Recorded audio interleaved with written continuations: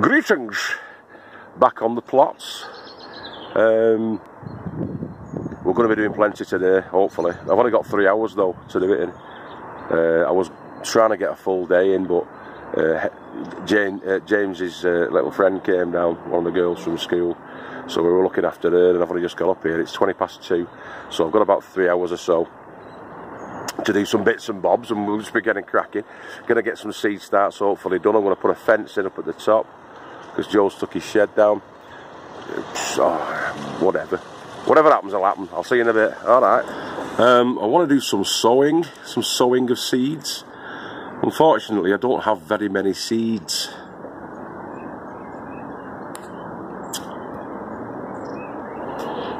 We've got a ridiculous preponderance of seeds. We've got hundreds.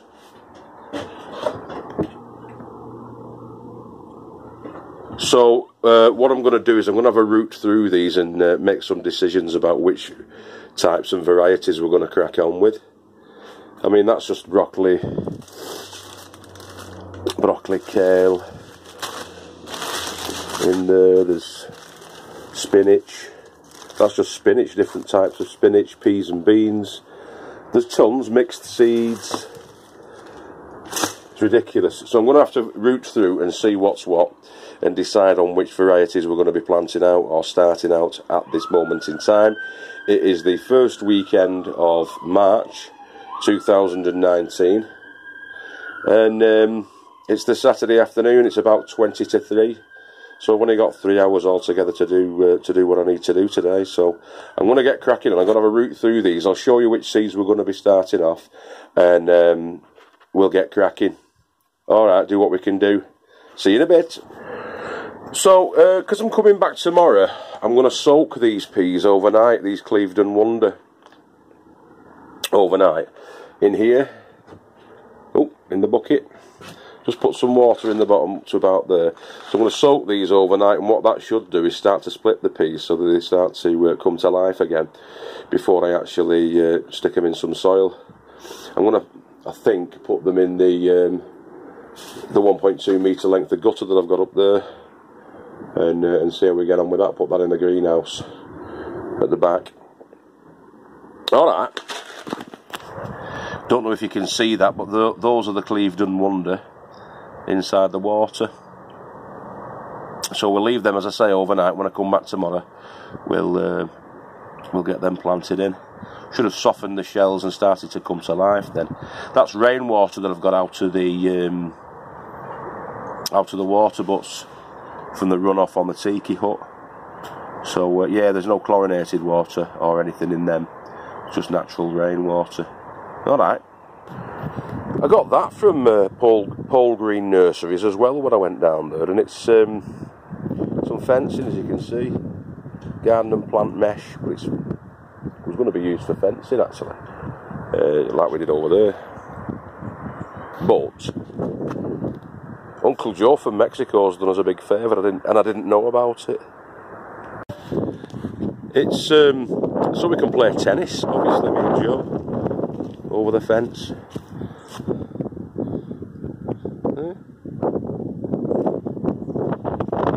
It is a tennis net,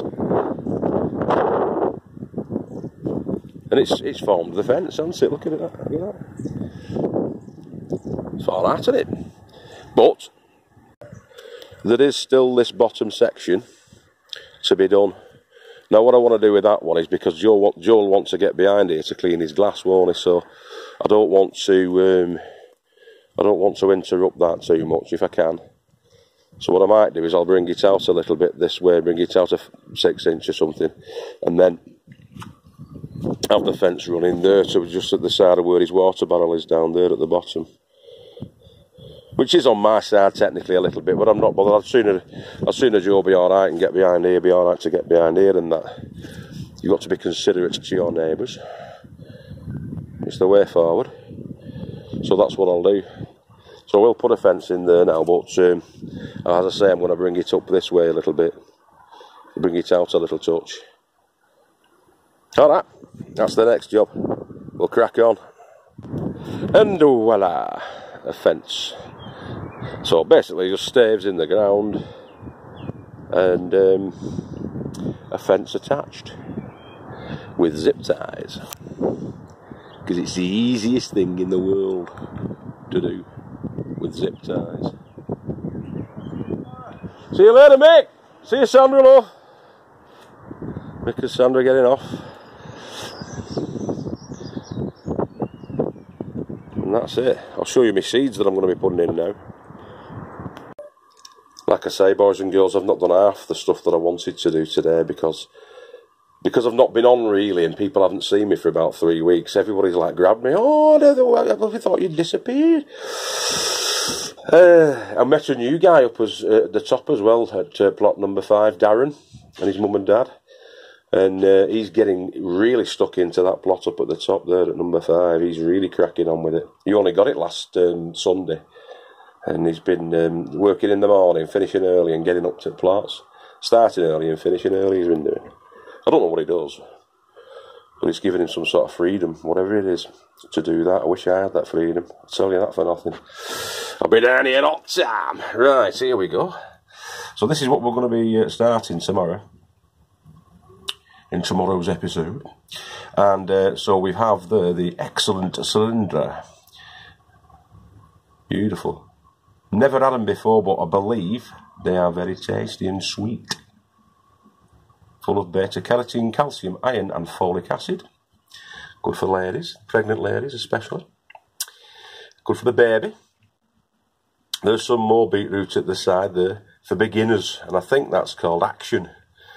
And they're quite small beets, those ones, but they're ready for going. I know it says April, but I was watching a gardening programme the other day and they think that we're about 5 weeks in front of normal, not the normal season pattern. So they're going in. Those are March anyway, and those are parsnips, so they're going to be getting in. 18 weeks, beginners, easy grow veg. That's for me. Swede. Again. That's in April, but we're trying it. On the onions, so those are the rooty ones. We're not starting the carrots just yet. We're going to be doing the carrots at the end of the month because I'm going to do those in buckets in the same way that's Mick pipping his arm. In the same way that homegrown veg does them in the buckets. Check out Homegrown Veg and his 10-inch carrot buckets. So there you go. We've got 2 types of spring onion. Both ready to start off in March, as you can see there.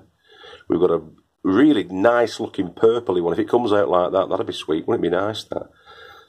And then the others are like a standard. I don't know what type they are, actually. Let's have a quick look at that and see if we can see.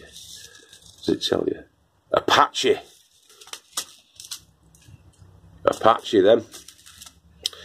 And those are purplette. Spring onion purplette. Moving on to the brassica family, we have, starting with the early purple, that's March to May to sow. Some of them, the purple sprouting, you start off much earlier than that. You start them off in at the back end of the fall, like last year. I'd have needed to start them, but those are all right by the look of it. So it's saying there that you can do in March to May, which we're in March now. And we've got the Wilco broccoli, autumn green calabrese. The Wilco's jobby. They're going to be starting. If they come out like that, they'll be a nice looking floret there, won't they? That's what we want. Last year we had some cracking broccoli. We just kept harvesting it and harvesting it. Chopping the main sprouting tip off the top. And then the side shoots come out. And we got three or four flushes out of the broccoli last year. It was great. On to the chars. We want a bit of colour for the kids, so the choice I've made there on the chars is we've got 4 different types really. We've got rhubarb chard, beet leaf rainbow chard, and then there's the bright yellow that you can see there. Adds lovely colour to salads. And then the standard Swiss chard. Chard's very good. Very good for you. It's good in stir fries. It's good in all sorts of things. You can have it as a salad leaf when they're young, or you can wait till they're mature and have them as a real leafy cooked vegetable, stalky cooked vegetable that you can use in stir fries and things like that, of that type, and we like them, so we're growing them. Moving down again, we've got the spinach. We've got two different types of spinach. We've got the beet leaf, perpetual spinach, and perpetual spinach gives you masses of mid-green coloured leaves, and then there's the red kitten, which has good mildew resistance, as you can see there, in that one. So again, they're ready for going in March to May for the red kitten, and March to August for the beet leaf. Celery. Now the celery, I think, I may have left a little bit late. But we're in March now, so we should be okay with that. I've got to get it in now, though, for the celery. It takes quite a while to mature, so it'll be back end of the year when the celery's right. Never grown celery before. Ever. So we'll see what happens there. And then we've got the tomatoes that we're going to be starting tomorrow as well, hopefully. We're going to be getting hold of some sun gold as well. But at the moment, I don't have sun gold, so these are the three that we're going to be starting tomorrow. And there's the super stuffer, or striped stuffer. Oh, God. Can't think today. Which is a large beef type with striped fruit. Then you've got the sweet baby.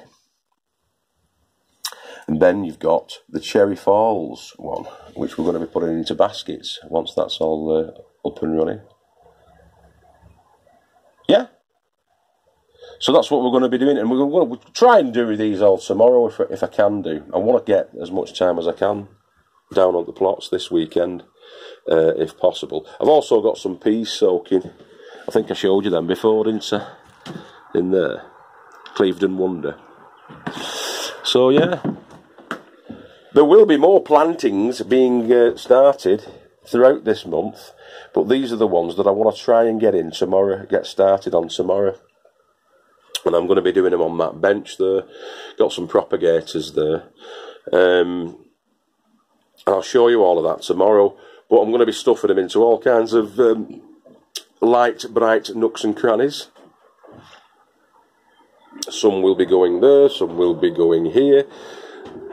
Many more will be going up there in the greenhouse. And in that greenhouse, I'm going to be building some shelves as well, hopefully. Spend an hour or two building some shelves tomorrow for there. And that's where we're going to be starting everything off, giving them plenty of light and what have you. Time permitting, obviously, as well, I'm going to be cracking on with the potatoes. Got several different varieties of potatoes that I showed you the other day, but I will show you again tomorrow. About 5 or 6 different varieties that I'm going to be doing. Sarpo Mira, we've got quite a few Sarpo Mira. We've got Desiree. I'll go through it tomorrow with you. Alright, if that's alright. It's a bit cold today, actually. I think it's about 5 degrees. There's a bit of a wind. Mick's been down, and Sandra, they've been painting up on their side. Their side's looking lovely. Sandra's his sister.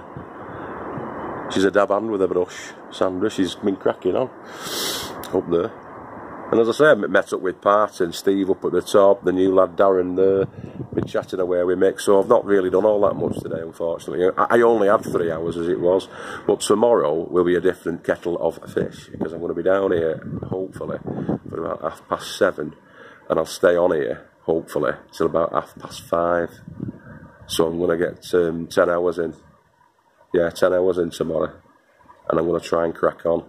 That should be quite a long episode, hopefully tomorrow night, if I can get it done. And yeah, the lady farmer's going to come down with the kids as well tomorrow, so we should hopefully get a bit of footage of the sproglets and the good lady farmer. I'm happy down here, you know, it's good, it's good. Bracing fresh air. Could do with a shave, could I? Still, never mind. ACS thinks I'm a very handsome man. I made a comment last night on Erica's live chat. They were talking about doing YouTube videos, and they were saying, like, once you get over your shyness and your this and your that, anybody can do it. And I said, well, yeah, you can't. Once you get over the fact that you look like Shrek, a very sick, pale Shrek, and you can get through that sort of mental barrier. You can crack on and you can do your videos. And she said, no, you're a very handsome man. And I thought, that's all right. The name's Bond, James Bond, licensed to grow organic vegetables. And so yeah, the name's Guru Murphinda, licensed to grow chard. We're going to be cracking on, as I say, tomorrow, so have a great night, and if I don't see you before, don't get too drunk. It's Saturday night. I was supposed to be going out tonight, but I don't think I will be, because I want to get down here early tomorrow and get cracking. So hopefully we'll see you all in the morning, and you'll be seeing this upload, the next upload, tomorrow night around about 7 o'clock. This one should be up about 7 o'clock tonight. So yeah, I'm back. See you later. I just had a thought before I go. I don't think I've shown you the full new plot, the full, you know, majesty of Eden as it stands now, because some of you may know, some of you may not know that we've actually acquired the plot next door. So it's plot 36 and plot 37 that we've got now. They're quite long, fairly narrow plots, but all in all, it's a good size. So what I'll do is Mick's just been up, me and Mick have just been up on top of the tiki hut, surveying our kingdoms. And so yeah, I'll show you that. I'll show you what we've got. So yeah, I'm just coming up to the top of the tiki hut now. Ladders. Just bear with us 1 second.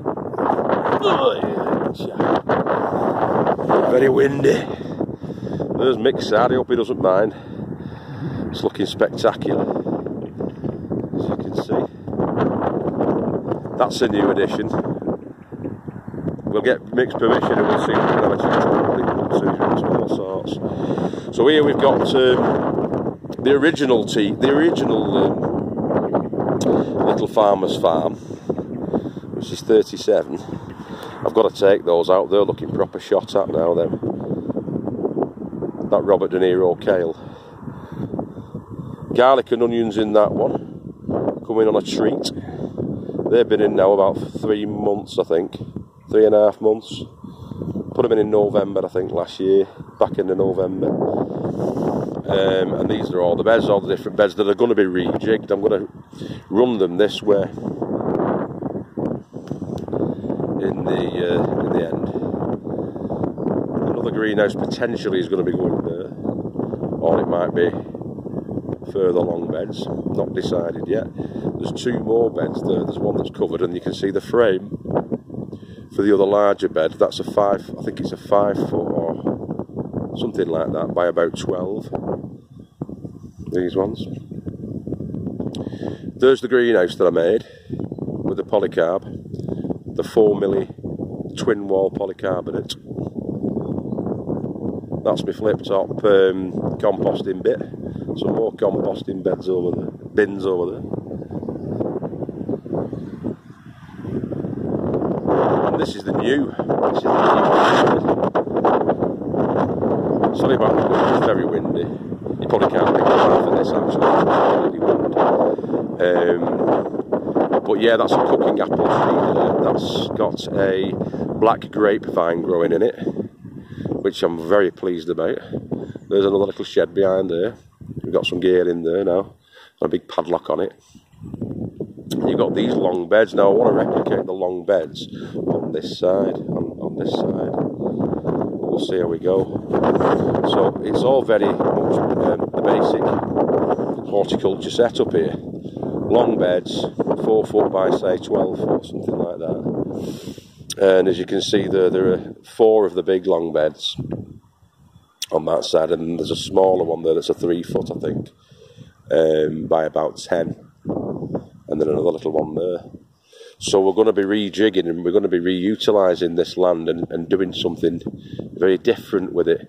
I'm thinking that this is going to be a pea bed, this long narrow one that I've got there, and that's going to be going there at the side of the greenhouse, running along the side of the greenhouse.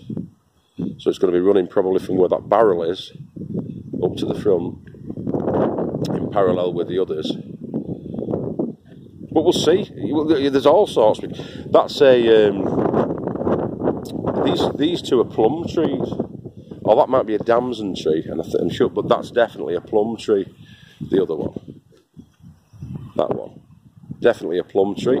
So that's going to be coppiced down a bit because they're very tall. Those they're about standing at about around about 16 feet. That one up there. So that all wants chopping down.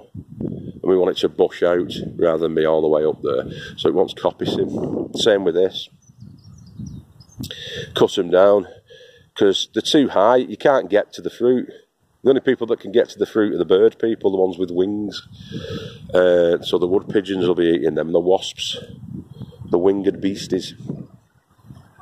So yeah, that's how it looks at the moment. So it's that's the central gate that you come through. You go up the path, obviously, and either side we've got all this land to fill with vegetables and fruits. I was talking to Pat before. Pat came down and she's on about she's got blackberry and all sorts of different berry bushes that she's got a proliferation of. She's got too many of them, and she's offered to give Helen and the boys some fruit bushes to put in, which I'm really thankful to her for. And they're all going to be going on this side somewhere, beside where they're going. I mean, I've already put one in there that's like a raspberry bush, a little raspberry bush there, that we're hoping that'll start off and root. But yeah, so we're going to be doing that. We're going to be putting perhaps bushes all the way down there, all the way down that fence line. That fence is that's the section of fence there that I fixed earlier on. But I'm thinking we can get the bushes all the way up there on that side. The fruits, and the same thing for the front here. And I mean, whatever they want to do. Pumpkins, we're thinking pumpkins, sweet corn, all of that stuff, the kiddies stuff, all the rhubarb chard, that kind of thing, all going to be going into these beds here. And then a load of spuds this year on this side. We're going to be putting spuds all over the place over here on this side. That's the bed that we had the club root issue. We had club root issues in that one and that one. So they've all been limed and everything underneath where I've put the new compost and soil in. But we're leaving them fallow for brassicas. We're going to leave them for a few years now, I think. And do something else in there. Might even put some perennial veggies in there. Take a look at that. Globe artichoke, something, you know, of that ilk. That's a little cherry tree there that I planted a few weeks ago. Just after Christmas, I think it was. I got my hands on there. So hopefully that'll do something this year. So yeah, there we go. Just thought I'd give you a quick blimp at the layout, the new layout. Okay, catch you later.